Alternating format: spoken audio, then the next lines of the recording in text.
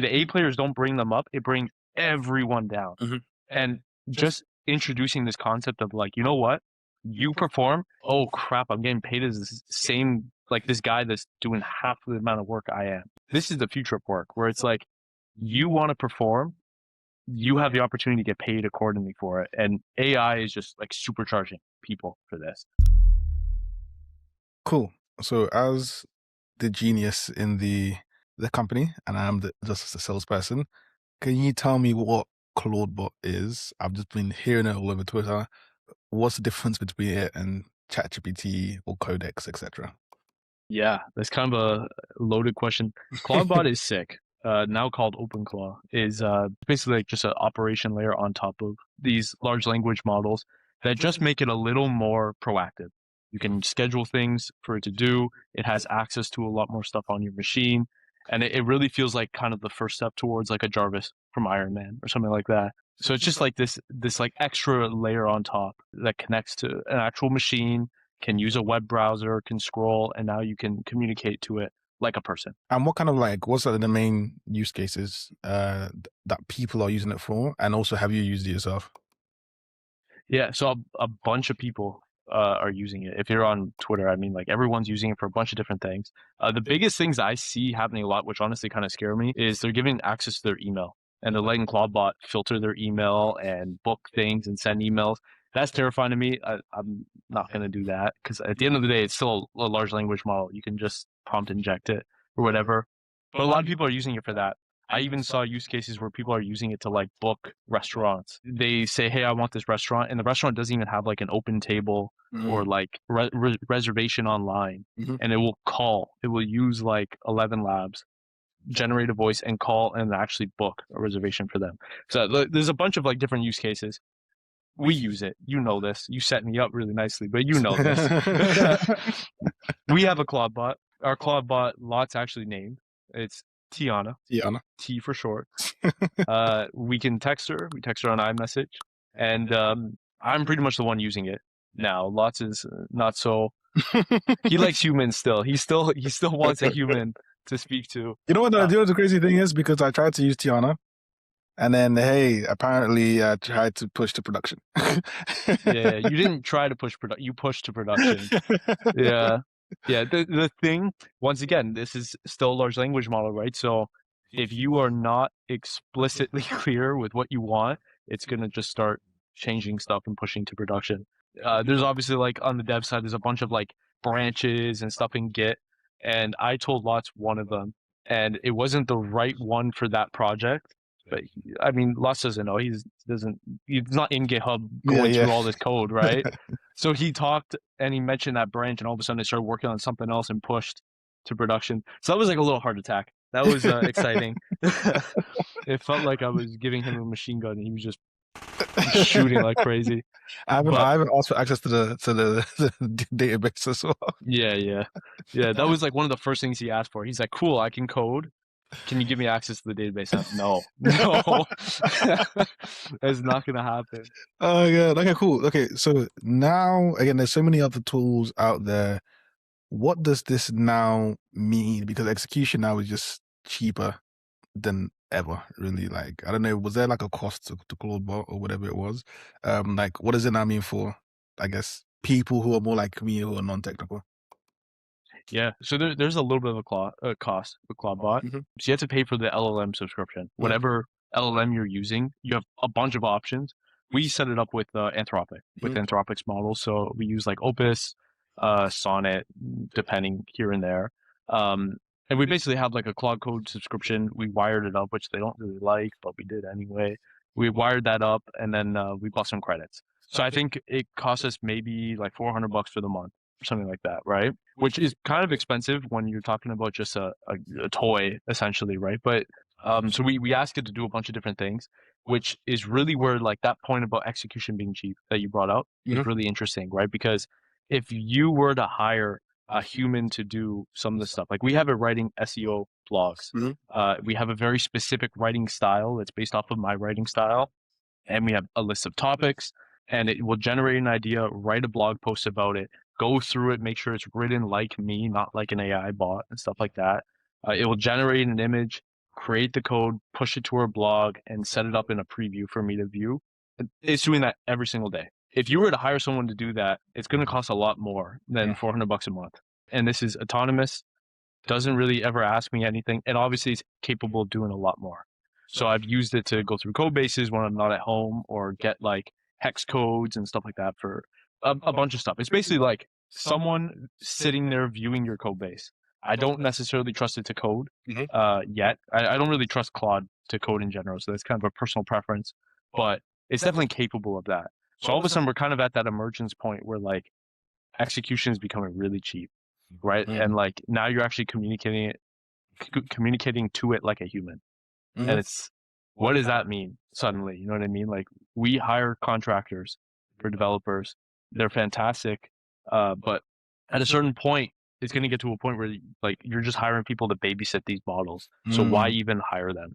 Yeah. Right? I mean, we had literally personal issue, literally with exactly this, where again, from an outsider's perspective, normally the bar to be an average developer now is just so much higher itself, because it's like, why am I babysitting you? I might as well, these things I'm telling you to re-review, and then I'm telling you things in detail, I might as well just go to a LM model and get it done that way. Because the difference is I tell it, it does it in 5 minutes. I kind of like tell you, and you may not have the full context or whatever it is. It might take now 3 hours for you to do that same thing, but you're charging me X amount of dollars per hour, and this thing's a $20 a month subscription. At the end of the day, so I think that definitely makes sense. It's actually a question that we don't. I'm looking about more security. Obviously, people always like, okay, cool, so security is going to be a big thing, et cetera, which I totally understand. Do you think it comes to a point where these models actually know how to implement security? Yeah, it's a interesting question. I mean, it's, in theory, yes, right? Like the long enough time scale, yes, always, right? But the issue that I find is these models can be very good at it, and they are very good at like 80% of it, right? But that last 20% can be detrimental to you. And just because of the way these models are trained, they take the most, it's a statistical model, right? So it takes the most commonly seen, commonly talked about solutions to issues. Things like SQL injection and cross-site scripting and stuff like this, which are very, very common attack vectors that are talked about at length online. It's very good at that. It will usually automatically just implement that. But then there's a lot of companies now. There's like these two dating apps that have had breaches that were for sure coded with AI. The question is, was it piloted by an engineer that actually has technical background, or was it piloted by someone that kind of came up in the age of AI, right? But they had security vulnerabilities regarding like Google login. There was another company that we know of that we're not going to talk about, but they had the same issue where they basically like, there's just this off layer that is slightly more complicated than the average. And all three of these companies had the exact same issue happen to them, where it was just like, it wasn't implemented properly, right? Whereas we run a very similar off pattern, but I had built it years before AI existed. So like I already know how it works. So then it's more about like I'm piloting the AI to implement it properly.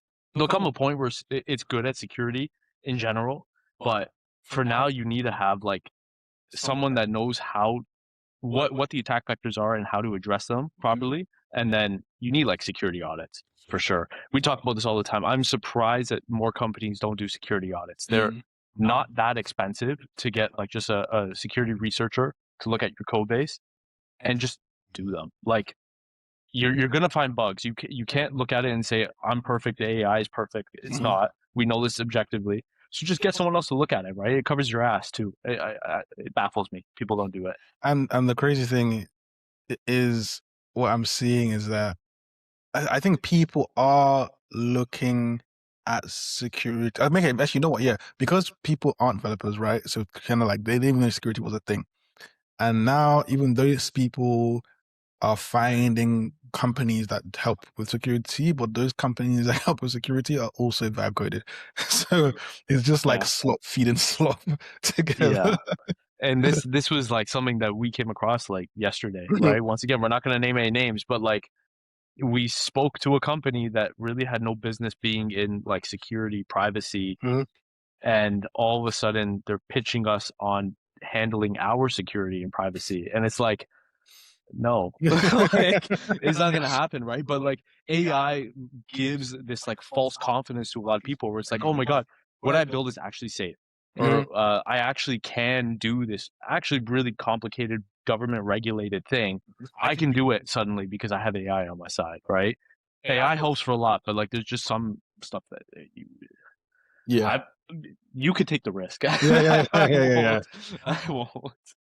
On the development side, like we already said, it's not as strenuous anymore. Like things are actually moving more towards, I guess, the product perspective and I guess product and marketing side of things. So what do you think then the case is for what performance now looks like, right? Because before it was kind of like, okay, do you have a really, really strong technical team that's able to build this thing in 3 to 6 months? Now that 6 months can be a weekend now. And now it's like, it's more about, okay, what thing are you actually building? And then the marketing itself. So how do you think that relates to, I guess, the performance side of things? When I used to work at the hospital, Mhm.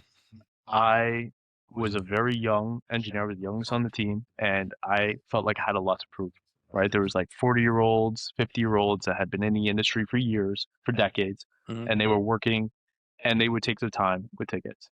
And I remember my first week, they gave me a task and they said, this is supposed to take you a month to do. Mhm. Like that expected timeline is a month. Mhm. I finished it in 3 days. This is before AI. And it was because I was like, you know what? I want to get this done to prove myself, Yeah, yeah, right? You know what the crazy thing is? yeah. I got paid exactly the same. And what they did was they just gave me more More work stuff. to do, right? That was it. I didn't get paid any different. Yeah. And it got to a point where like I was very well trusted on the team. I was taking on a lot of very big tasks. I was still paid the same per hour. I worked 3 hours and I was 10 times more effective as the 50-year-old. 50-year-old was getting paid triple my wage, Mhm. working the same time, doing not even a quarter of what I did. Yeah, yeah, That, but that was the way it worked, right? And I think now, especially like Silicon Valley, I think we're in a big bubble, but I just don't see that anymore. Like we experienced this in the last week, right? Where it's like we were hiring developers, and there's some developers that just they see a ticket, they kill that ticket. yeah. They throw everything at it. They solve that ticket in like an hour. Mhm. And there's some developers that are still tied to this old way where it's like, I get a ticket. I'm going to take my time to understand the problem and like come up with a really big documentation. They don't rely on AI. They kind of take that buffer time Yeah, that yeah, yeah. in historically has always been there. Mhm. They take that and they really use it, right? I definitely see like in terms of hiring engineers, hiring developers, Mhm. I'm gunning for the people that are performing, Yeah, right? yeah. Like I'm not gonna waste my time and say, oh, this ticket took you like 20 hours to do. Right. Why? I understand like I've been working on this code base a little bit longer, but if it took me like half an hour to do it, at most it should take you 4 hours. Yeah, Like yeah, let's yeah. be real, right? Exactly. And I think also it's the way the systems are, it's not even incentivized to really spotlight the A-star players because I've had the kind of like the same thing you had, experience that you had at the hospital when I was working at the bank. It's kind of like you can be performing really, really, really well in terms of whatever the quotas are, whatever it is through there.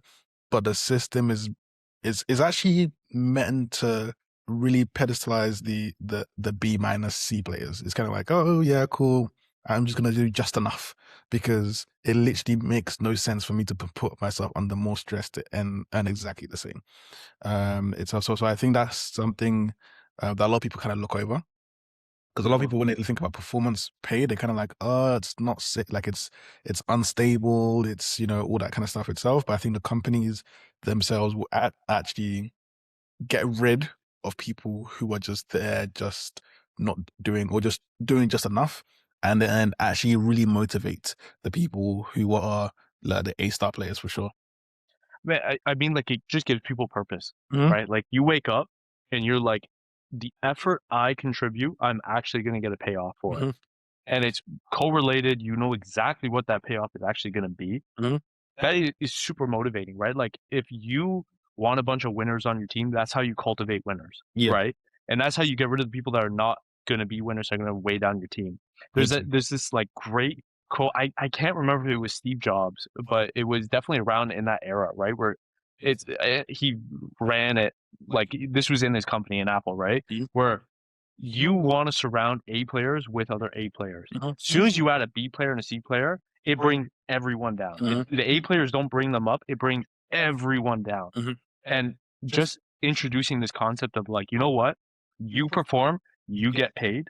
Those B players will get paid what they get paid, and the A players are not going to feel like, oh crap, I'm getting paid as the same, like this guy that's doing half the amount of work I am. Yeah, yeah. Because all of a sudden the A players are going to take their work down and they're going to do half the amount of work, and Exactly. all Yeah, yeah. your team just is shit, Yeah, yeah, or they're going to exactly. leave, right?